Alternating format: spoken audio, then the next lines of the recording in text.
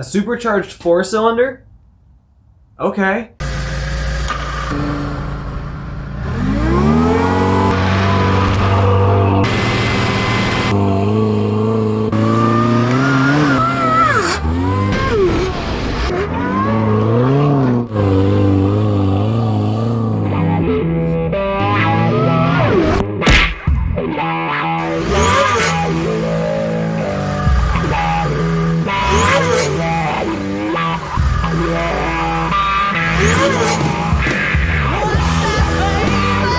Hey guys, my name is Liam and this is Jeep Sheep TV. Okay, so it's not new information that a supercharger exists for the 4-cylinder Jeep, but in case you're hearing about it for the first time right now, the one that's currently on the market that is easiest to get a hold of and still produced is made by Boosted Technologies. It's really quite cool. It's a supercharger that is built into the intake manifold, and it's all just one piece and you put it on and your Jeep's faster, right? But yeah, it's $4,595, okay? So you buy a 4-cylinder Jeep for, I don't know, $2,000 or less. Or you buy two of them for $4,000 and put them together. And you're gonna go and spend another $5,000 to make it a little bit faster. Now, okay, so I was in Moab and I actually talked to these guys and I said, so what do you say to people who tell you that they can take a V8 and they can swap it in for a fraction of the cost? And he said, no, don't worry about it. They'll pay it. No, we're not going to pay it. You can swap a V8 into your Jeep 4.5 times for that kind of money. It's insanity. We didn't buy a 4-cylinder Jeep because we got some hedge fund backing it. Typically, if you're buying one of these things, it's because it was the cheaper option. If you had the money for a 6-cylinder, you would have gotten it. Or all the 6-cylinders were rusted out in your state and you got the one without rust. You're gonna have fun with your 4-cylinder Jeep, but if you want to supercharge it, you're gonna pay more than everybody else. And that is what we're here to solve today. Yeah! For those of you that are just getting into the automotive world or into forced induction, why would you want a supercharger on your Jeep versus a turbo? Can't you buy like an eBay turbo kit for like 200 bucks? Yeah, probably. But here's the thing. With Jeeps, you want low-end torque. Off-road, you want all of the power as soon as possible. Low RPMs. You're not going fast going over rocks. If you do, you're probably gonna die. Turbos, they'll give you a lot of torque and a lot of power, but it's going to happen later. It's going to happen in the higher RPMs. When you're looking at a supercharger, you're going to get it a lot sooner. Basically, how the power output of your engine works is the amount of displacement. Displacement is talking about the amount of air that you can displace or move, and that's where this power is coming from. The more air you can get into your cylinders, the more power you can get out of your engine because you can add more fuel and that energy is stored inside of that fuel. So if you have a larger displacement engine, you're going to get more power out of it. You're going to get more torque out of that engine because you're literally displacing more air, you're burning more fuel. But if you have a smaller displacement engine like the 4-cylinder, there's only one way to increase the displacement, and that's to shove air into those cylinders. And you can do it with a turbo, or you can do it with a supercharger. If we're gonna do this, we're gonna need some criteria. So the first criteria is gonna be what our goals are. Our goals are going to be this. We currently have 1, 2, 3, 4-cylinder Jeep. That's your engine. The other option for Wranglers in this time period is 1, 2, 3, 4, 5, 6-cylinder Jeeps. We are going to try and match the power output of this, if possible, while not matching the weight of this, because these are very heavy. See, if you drop them, they would fall fast. Physicists are getting mad right now. 4-cylinder Jeep. 6-cylinder Jeep. You could have bought this, you've got this. We are going to try and make the 4-cylinder just as much fun as the 6. Now we're talking, yes! Here's the thing, if you were to swap in a 6-cylinder into your 4-cylinder, it's $250 from the junkyard for a 6-cylinder, hoping that it works. Say you need to swap out the transmission, there's another $250. All right, wire harness, I don't know. With the ECU, minimum $100. And then you got other wires, nuts, bolts, etc. So this is about $500-600 bucks. $600 is your perfect world, but you're never gonna hit that. Never. Never enter into a project thinking you're spending just $600 when you're making major modifications. We're gonna round that up to a whopping $1,000. Right there, $1,000. We have 4-cylinder Jeep. We could swap in a 6-cylinder, and it would cost us somewhere in the ballpark of $1,000 once you've calculated every nut, bolt, whatever. What if we used a supercharger on the 4-cylinder and we kept it under $1,000 without adding enough weight to weigh the same as a 6-cylinder? Can it be done? There's a couple major components that we're gonna have to take care of first. First one, Supercharger. We need one.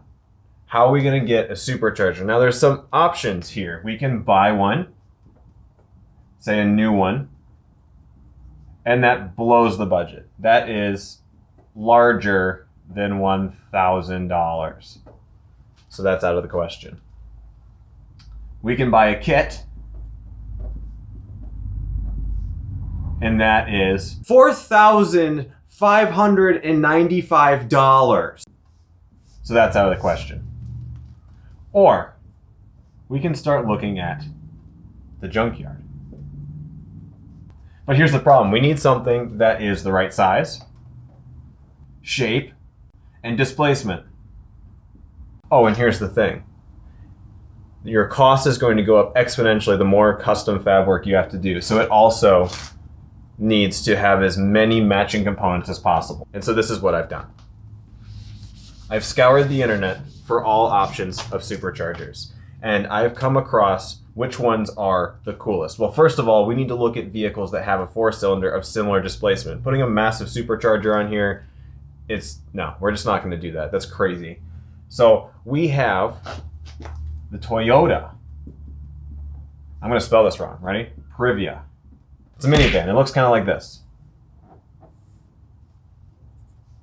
It's like the ugliest minivan you will actually want to drive because it's all-wheel drive and it has a supercharger. Except all of that is located like right here, and some of it is located up here, and they're attached via things, and it's really fun. It's really fun to try and get a supercharger out of one of those. But here's the deal with the Toyota Privia. That supercharger has a pulley on the front with a clutch, which means you can go Mad Max and you can turn it on and off. But that's not all.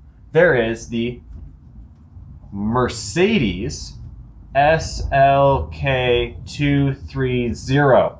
It's a little, I don't know, like sports sedan.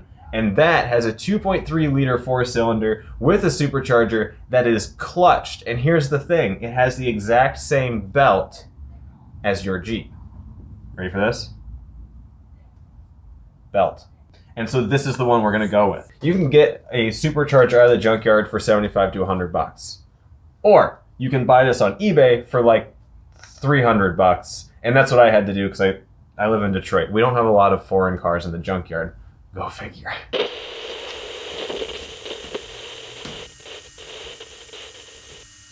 Okay, what else is important? First of all, you gotta be able to put this thing under the hood. Now, we're not going to adjust the hood. We're not gonna cut a hole in the hood. We're not gonna do any of that. So we need this thing to fit under the hood. Now, your engine is here, and you have your intake manifold is here, and you got a power steering pump here, you got a water pump here, you got a crank pulley here, and then if you're fancy, you have an air conditioning compressor here. However, if you bought a 4-cylinder, you would be crazy to buy it with air conditioning because you're already so low on power that this is just gonna suck away a lot of power. So most of the Jeeps you're gonna find probably don't have an air conditioning compressor, meaning you have this goofy looking bracket right here with nothing on it. Additionally, you have a serpentine belt which goes through all of this. The SLK230 which is an Eaton, by the way, will fit right here, right where the air conditioning compressor is, and you can tension it down and run it as if it was just another accessory. Additionally, it outputs the compressed air this way. And the input air, it has a tube, and this is all the factory plumbing. You don't have to make any of this. This tube comes up and goes here, still fitting under the hood, so you can run your intake air. It needs to be convenient, it needs to fit, it needs to be about the right size. Oh yeah, and this is also a clutch supercharger, so you can turn it off if things are going wrong, which is awesome for off-road applications. Number 1 is Supercharger. And for that, we are picking the SLK 230 compressor, which is an Eaton. I believe that's an M62. The next thing you're going to have to figure out is how do you get air to this goofy supercharger, which is piping. Now you got a couple options here. Go on eBay, you can find a $100 kit for turbos, some pipes and some angles and whatever, and you can probably make it work. However, it doesn't look pretty. It's not great. The pipes are pre-made to 90 degrees, 45 degrees, and so on, and your Jeep just isn't necessarily going to fit that well. So I went a different route and I spent about $60 on PVC pipe, which you can actually bend yourself. I'm going to get a lot of hate in the comments. Just start now. Just start writing in the comments right now why you hate that I'm using PVC pipe, and it'll be a great time. But let me tell you, out of all of the things that I've done, this is the one thing that I'm telling you I would not change about it if I was to do it again. The PVC pipe is working beautifully. So we're going to come back to that. We're going to use PVC pipe, and we're going to be able to custom bend it to exactly the shape that we need. And this whole apparatus, PVC pipe and the connectors, was somewhere in the ballpark of $60. Incredibly cheap. 3, intercooler. The Boosted Technologies Supercharger does not use an intercooler. They use an injector that sprays fuel on top of the supercharger, which additionally will help it stay cool and gives them the ability to control their fuel trims. That's a wonderful idea. The controller to do it is outside of our budget, so we're not going to do that. It's somewhere in the realm of $500. You'd be able to buy that in the supercharger and that's it. Intercooler. We're going to run an intercooler. I scoured the internet for intercoolers small enough. There are some little ones, but I didn't really like them. And then for about $160, I found one off of a Mini Cooper. And it fits beautifully. You chop a little bit of metal in your grill and it'll mount right in there and works well with your existing radiator. Excellent, excellent, excellent. That's about $160. Yeah. Now what? You need to be able to get fuel in, and this is where we get into the controller. And this right here is probably the most important part, because as you add more air, you need to be able to add more fuel, and the Jeep's not going to do it by itself. Well, it is, to an extent, but it's not going to do it very well. So you need something that can change the fuel trims. Now, this is where I need to recommend you watch some of my other videos. We installed a Power Commander 3 onto this Jeep, and if you don't know what that is, it's a fuel controller for a motorcycle with a 4-cylinder. It totally works. It's awesome. And it was crucial in developing this supercharger kit. However, I believe we won't need it later on once I develop some other stuff that we'll get to. The other thing to note when you get to the controller is you need to understand how much air you're actually producing with the supercharger, and this is one of the drawbacks. I said before that we're going from a 4-cylinder to a 6-cylinder, which requires that we should be building about 5 pounds of boost.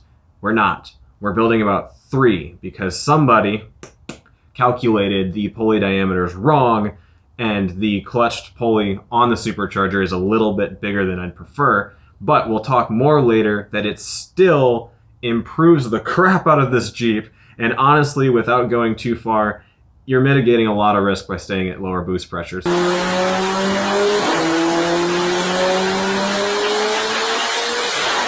I'm still very confident you will love this modification. So the controller, you have to understand all of these things. We will walk through this in other videos. This is probably the most technical part. Don't worry about it. We'll figure it out. What did we do for a controller? Now, you can get a Mega Squirt system, but they're like $300. And that's probably the best option, honestly. Rebuild the ECU. Make your own ECU. Whatever. Not what we're doing. We spent like, I don't know, it was like 10 of them for 15 bucks or whatever on an Arduino knockoff. And we're using the Arduino to trick the O2 sensor. And so we can tell the Jeep that everything is okay, even though everything has changed, and we can add significant amounts of fuel. Now, we also added in a fuel pressure regulator. I don't know if you need it or not, but it's a good idea, because with more fuel pressure, you're able to deliver more fuel quicker, which is something you need in this case. Later on, we'll do some tests to determine whether or not you need to buy one of these, but it's like another $100. This last item, number 5, is bypass. This one was the hardest one for me, not because it's actually the hardest thing to tackle, but more so I had a poor understanding of it. But guess what? I learned, and I can teach you the correct way. The bypass circuit, very important. You're gonna have a lot of extra air when you close your throttle plate in the piping prior to the throttle plate and after the supercharger, and it's got to go somewhere. Yeah, I blew a couple pipes because I had this set up wrong. No. That's what we're trying to avoid. Additionally, with a clutch supercharger, you can turn it off and run in naturally aspirated mode, in which case you need a bypass circuit so you're not pulling air through the supercharger. This one here, we used a vacuum actuated bypass. And this is actually the one thing I would probably change. I would change this to be an electronically controlled bypass like the Mercedes used. And now I'm learning why they used it, but I can show you both methods, how to make the vacuum actuated bypass work, and then later on, we'll tackle the electronic. So I know the question you're asking is, did I succeed? Was I able to have the power output of a 6-cylinder while being less expensive as swapping in a 6-cylinder and having less weight than a 6-cylinder? So a 6-cylinder engine is like, I don't know, like 175 pounds more than the 4-cylinder. We did this at 65 pounds. The cost we estimated to be somewhere in the ballpark of $1,000. This was $930. Not bad. Now, power-wise, I don't think we hit it. I don't think we got the same power output as a 6-cylinder. Granted, the weight savings is very helpful. And the reason being was the pulley size calculation that I did. I was aiming for 5 pounds of boost and I got 3. However, the nice thing about superchargers is you can swap out the pulleys for a different size pulley and you can get higher compression, in which case we can up the power of this system, especially once we've proved it out, and we should be able to hit our target.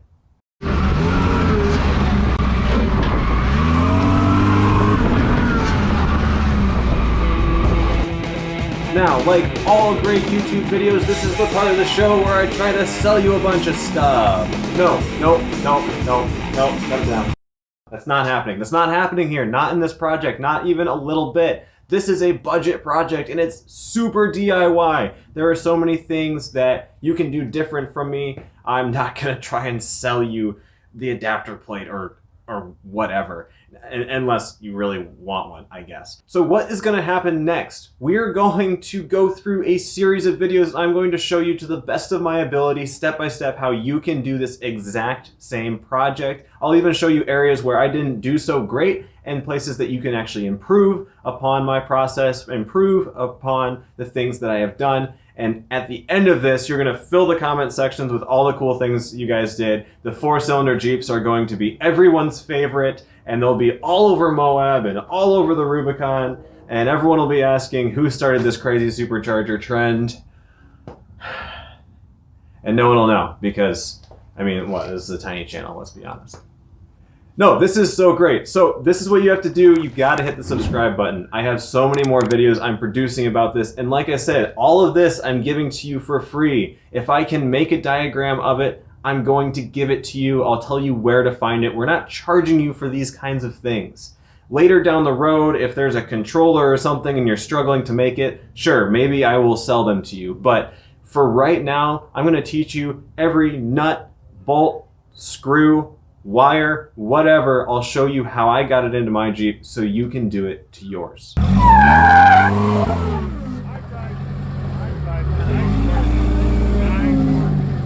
I'm gonna warn you, the next couple of videos are going to get pretty technical. So if you're into it, I mean, yeah, get into it. If you're just curious, there's your warning. I am really excited to see you in the next video.